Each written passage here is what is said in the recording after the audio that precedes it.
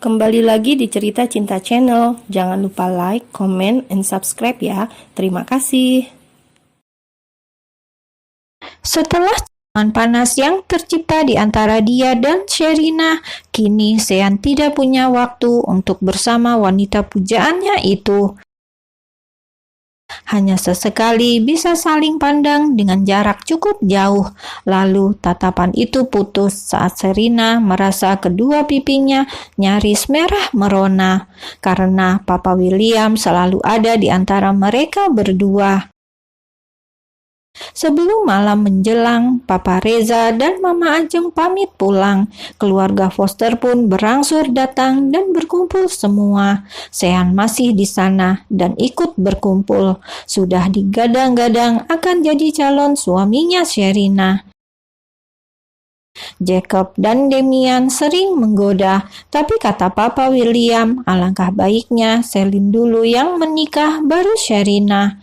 Mendengar kalimat itu, Sean hanya mampu tersenyum kikuk. Padahal malam ini juga dia siap menikahi polisi cantik tersebut. Malam itu Sherina bahagia sekali karena setelah sekian lama akhirnya dia bisa berkumpul bersama keluarganya seperti ini. Tapi di tengah-tengah rasa bahagia tersebut, Sherina selalu teringat tentang Ariana. Diam-diam menatap ke arah jendela di luar sana. Sherina membuang nafasnya dengan berat. Ariana, panggil Sherina di dalam hati, mendoakan gadis tersebut agar tenang di sana. Gadis kecil yang sudah dia anggap sebagai adiknya sendiri. Seseorang yang mengajarkannya tentang arti keberanian. 2 hari dirawat di rumah sakit, akhirnya Sherina diizinkan untuk pulang.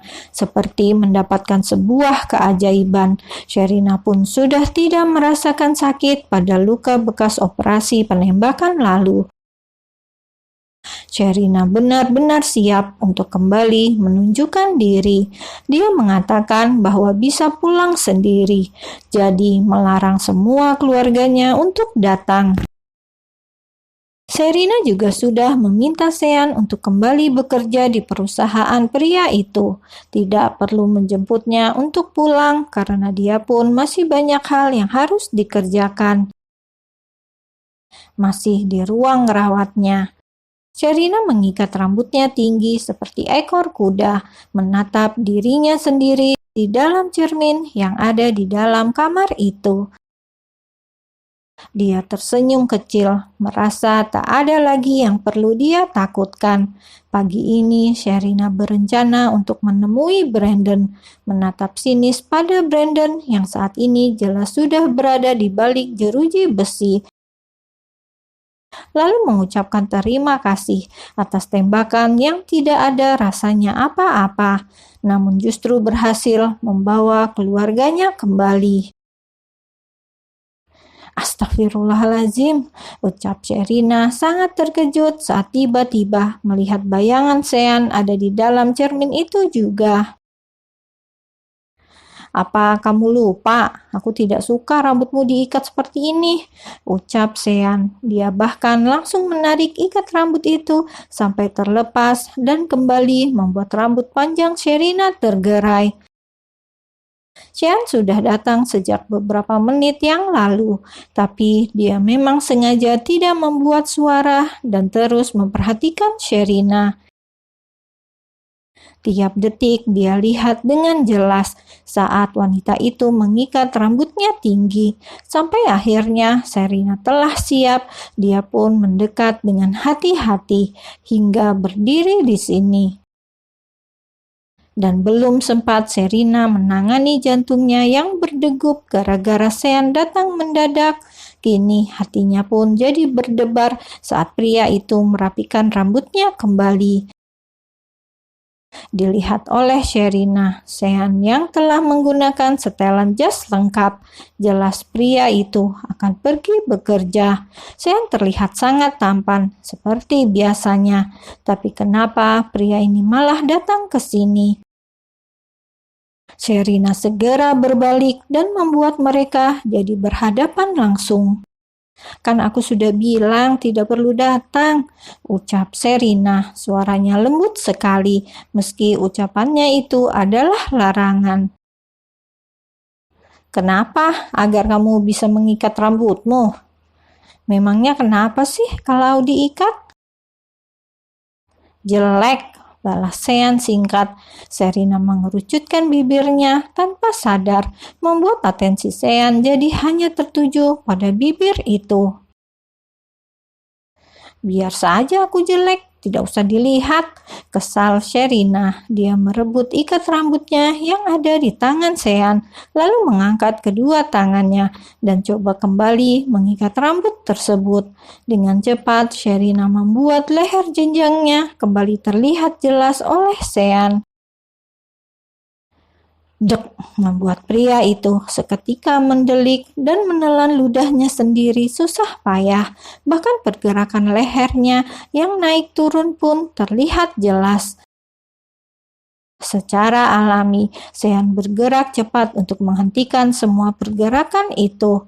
Tanpa aba-aba, dia mendorong Sherina hingga membentur meja kaca, bahkan langsung menunduk dan menggigit leher gadis nakal tersebut. Sean, pekik seseorang, bukan teriakan Sherina, tapi teriakan Papa William. Dek, dua sejoli itu sangat terkejut. Lebih terkejut lagi Papa William karena melihat pemandangan itu secara langsung. Astagfirullahaladzim, batin Sean dan Sherina bersamaan.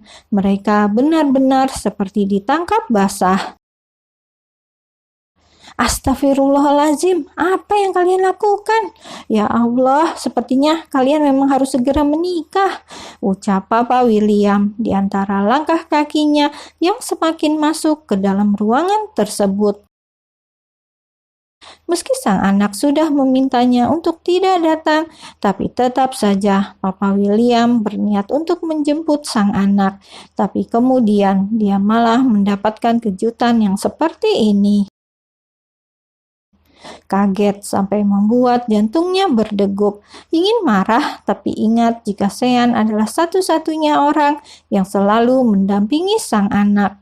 Bahkan Sean selalu ada untuk Sherina di saat dia pergi menjauh. Jadi alih-alih marah, Papa William hanya bisa pasrah. Lalu mulai mengatakan pada keduanya untuk mulai merencanakan tentang pernikahan. Tidak perlu menunggu Celine menikah lebih dulu. Dan mendengar Papa William merubah rencananya dalam sekejap membuat Sean senang bukan main. Dia bersorak kegirangan di dalam hatinya.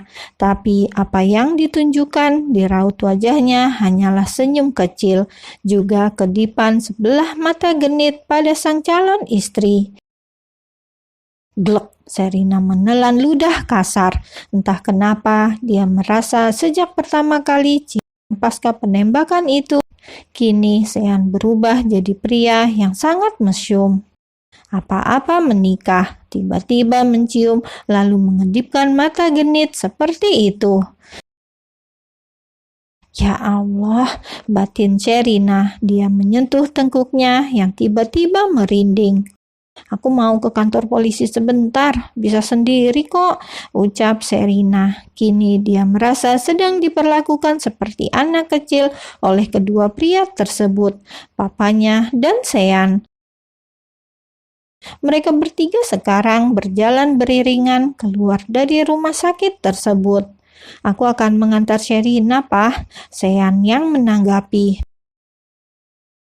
Kamu kan harus pergi ke kantor, Sean. Tolak Sherina lagi. Sungguh dia merasa tak enak hati. Sejak dulu Sherina memang selalu menolak semua bantuan Sean. Hanya Ariana lah yang bisa meminta semuanya tanpa segan. Namun sikap penolakan Sherina itu justru membuat Sean tersenyum. Dia seperti mendapatkan kembali Sherinanya yang berusia 28 tahun, bukan lagi Sherina yang seperti di akhir masa SMA mereka. Kita satu jalur, Sher, jadi itu tidak akan merepotkan aku, jawab Sean lagi. Tapi nanti aku pulangnya bagaimana? Kalau aku bawa mobil sendiri kan enak. Sherina masih kukuh menolak. Telepon saja aku akan menjemputmu lagi. Tapi Sean, cukup, potong Papa William, pusing sendiri melihat perdebatan kedua orang itu. Biar Sean yang antar kamu, sayang. Dengan begitu, dia akan berhenti mengganggumu, ucap Papa William. Sean terkekeh mendengar ledekan sang calon papa mertua. Terima kasih, Pak, ucap Sean seperti mendapatkan pendukung.